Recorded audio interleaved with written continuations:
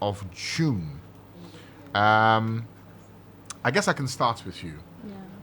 What does this day mean for every child, especially the African child, every year? Thank you. So this is one of the days that in 1979, some young children sacrificed their lives for the education of children in their country. Yes. So it's a day that AU decided to set aside since 1991 to commemorate or to remember the sacrifices that children did in order to ensure that other children could get access to quality education. Therefore, for us as development partners, education is one of the key targets that we all desire to ensure that children have, so that because we know that children will become responsible adults when they are educated, and therefore it's a very important day for us to think about the achievements we made so far in relation to providing quality education for children. And then if there are any gaps, challenges, we discuss and see how best we can come up with solutions that would work for our children. Okay. So let me switch now to the children because it was their day. And this entire conversation is about the African child. Yeah. So, Mary, let me start with you. Can you share with us your personal experience with education in your community and some of the challenges that you face as well? Okay, thank you. Please come closer to the microphone so we can hear you. Okay, thank you very much. Right. It seems like my school is far from my community, so I have to walk alone. Where's your school? Where's your community? My school is at Bawari MA Basic School. Bawe. Bawari. Bawari. Yes, Okay. please. And the community is we stay at Otaresu. Otarisu. So we walk about 10 meters to school. And the road too is scary, so you can't wake up early to set off because something may happen to you, yeah. So before we get to school, we are very tired. Wow. So it makes learning very difficult for us. Okay. Wow. And even the classroom too, there is not enough chairs.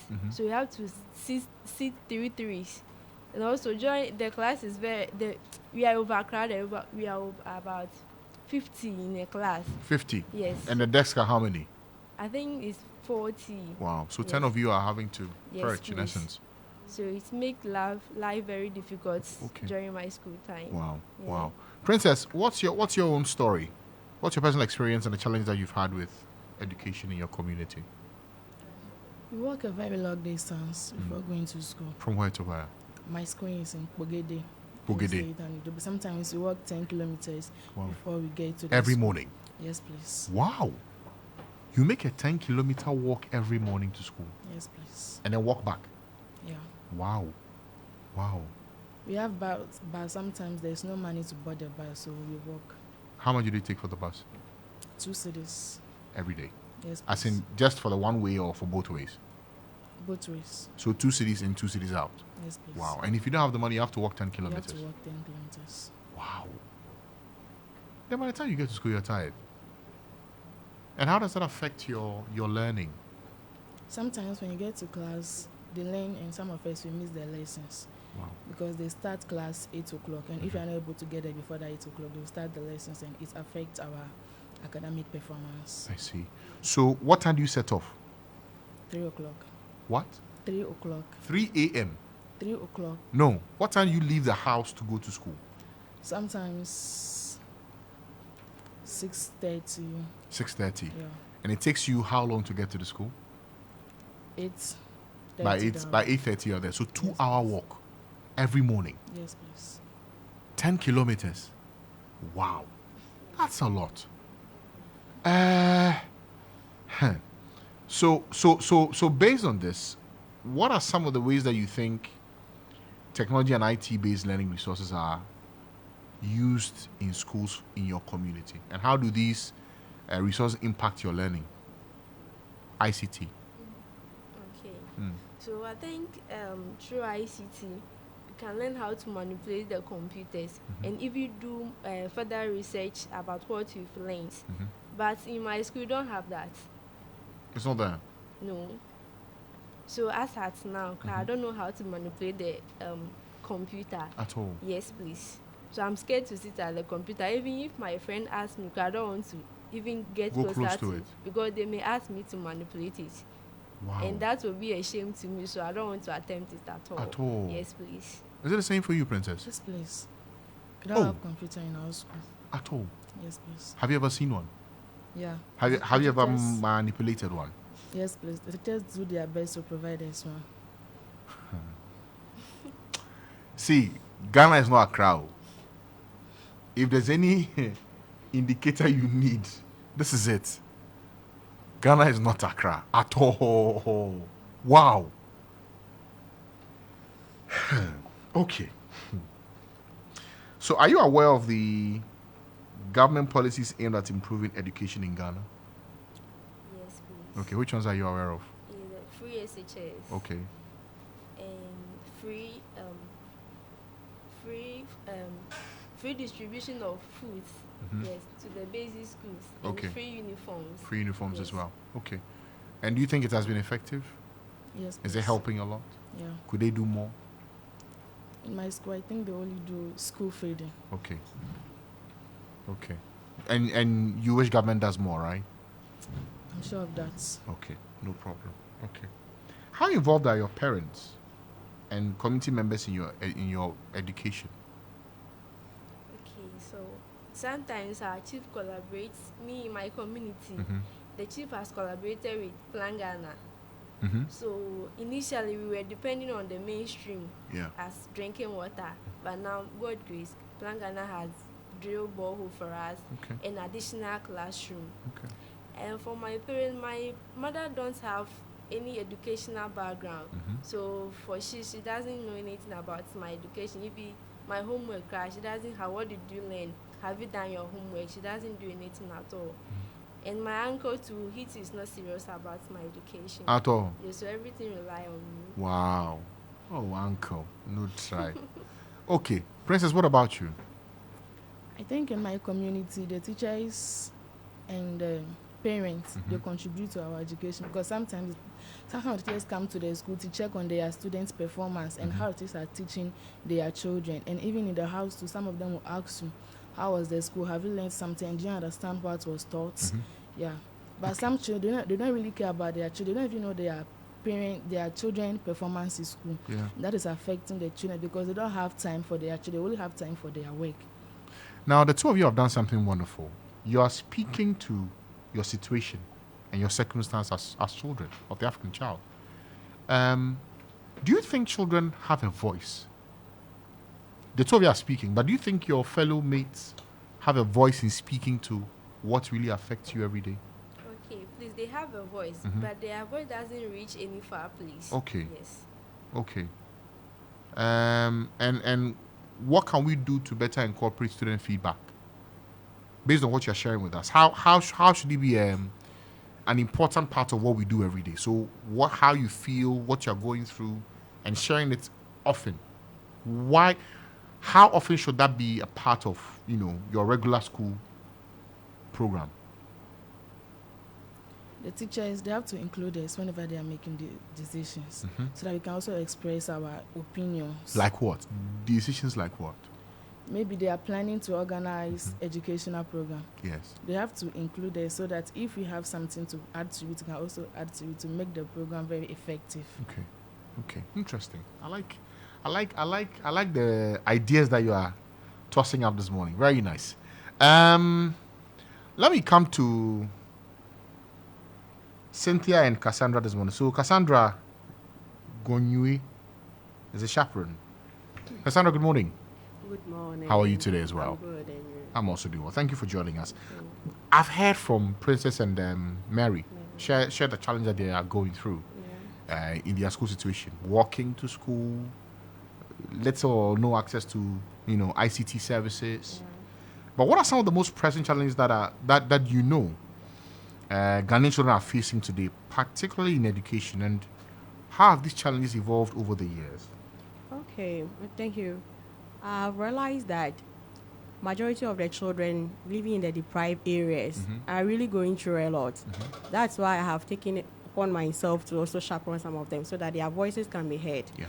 If they don't come, or even we don't have these NGOs to go deep into the villages and bring these people out to give them confidence, they will not be able to even talk in public or have the confidence for themselves. Okay. And as you said, Accra is not Ghana. At times, some of the things these kids talk about, people think it is forged or framed.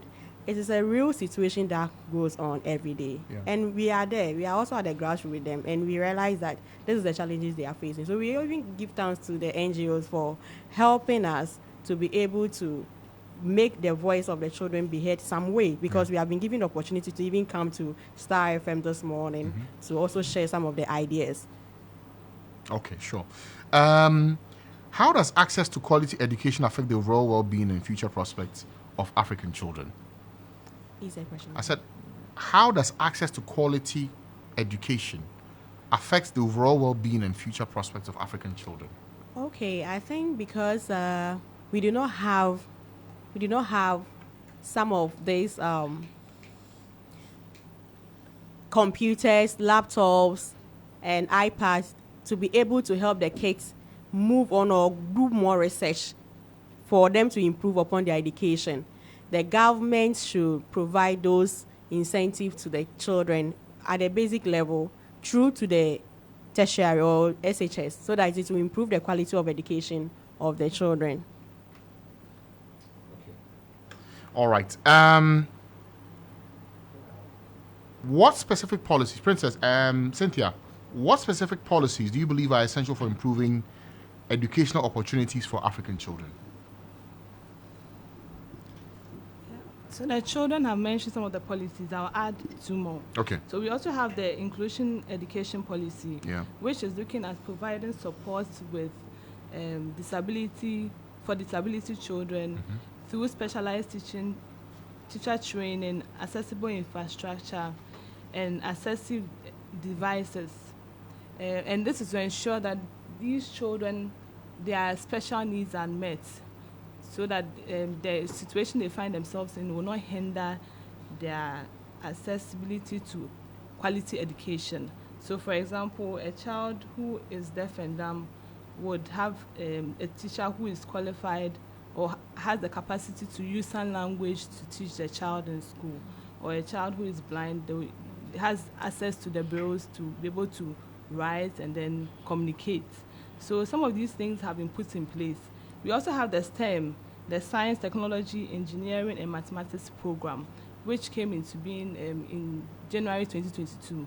And that is also looking at making mathematics and science courses easy for especially the female girl child.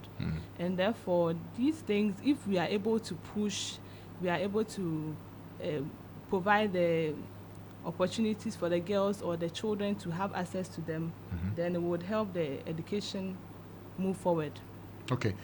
They mentioned something about technology and the challenge that they have with that. In what ways can tech and innovative education tools help bridge the gap in educational resources and access in Africa? Yeah, I think that during COVID time, we realized the need for digitalization and technology because we could not go anywhere, but we had to do a lot of things. So e-learning came up and other stuff came up. And using these tools, we learned a lot of lessons. We realized that we need to ensure that, especially the rural communities, they have access to the infrastructure and then the items. They have internet access, which mostly the service providers, communication, the MTNs and then the Vodafone should make sure that they have those internet facilities in the community so that we could make good use of those resources. Because the world is going digital, and if we want our children to catch up with the rate at which other children are learning, we need to invest in technology for them. Okay. All right. So based on what we know and based on what you have shared, looking ahead, what are your hopes and aspirations for the future of African children? We know that in the next 10 years, 15 years, 20 years, they are going to be our future leaders.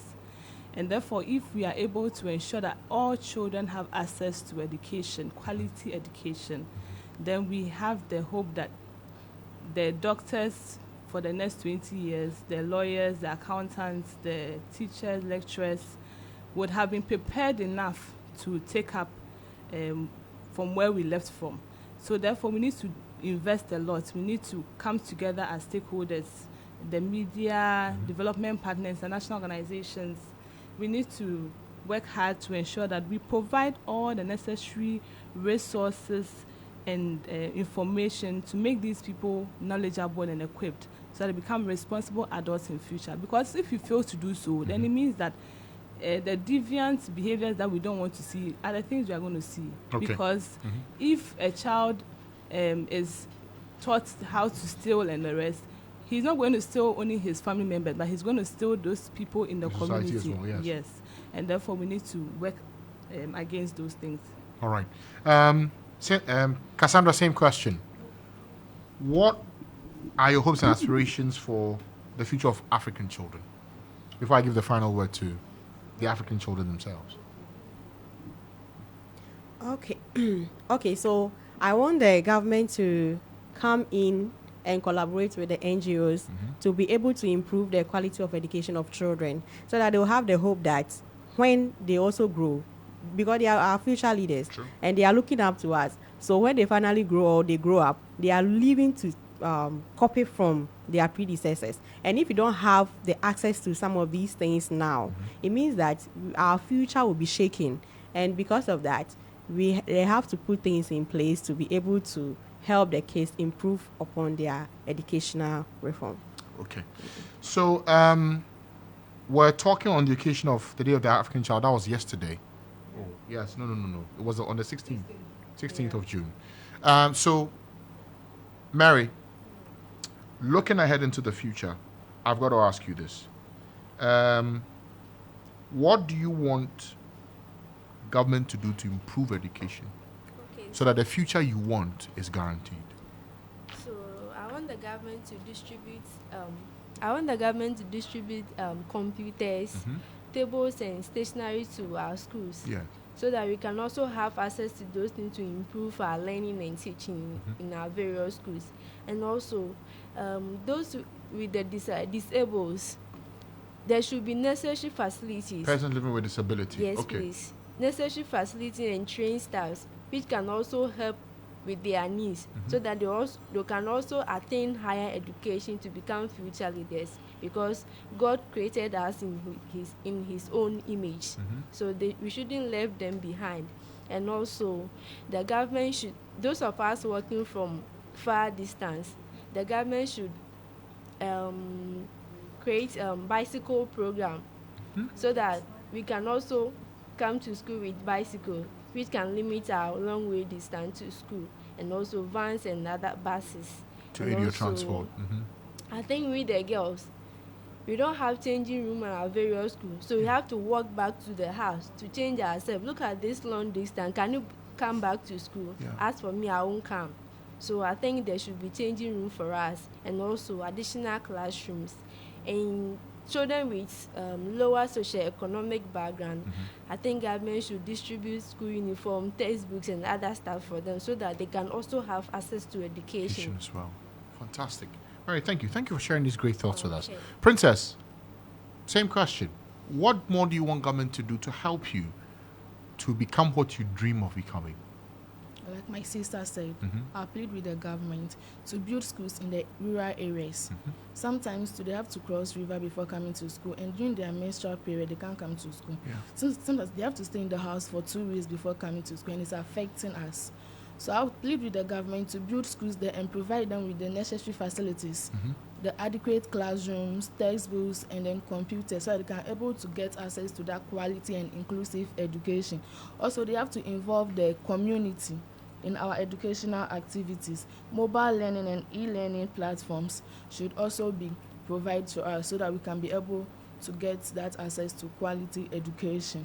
Fantastic.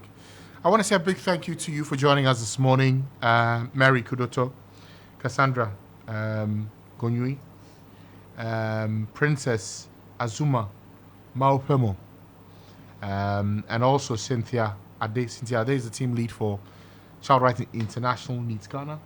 Thank you so much for joining us this morning. we've learned a great deal. And I always say, and look, my biggest takeaway is that there are many things that our children are going through.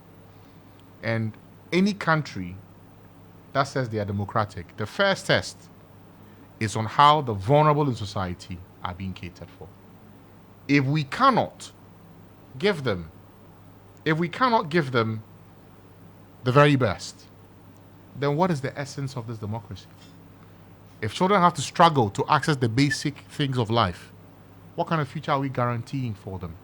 So, let us today, with all our actions, secure the future of our children and our future leaders by our decisions and our actions today. I thank you all for joining us this morning. We're grateful. You're welcome. All right, then. I'll go for a short break now. When I return, we begin our weekly review. Stay with us. When you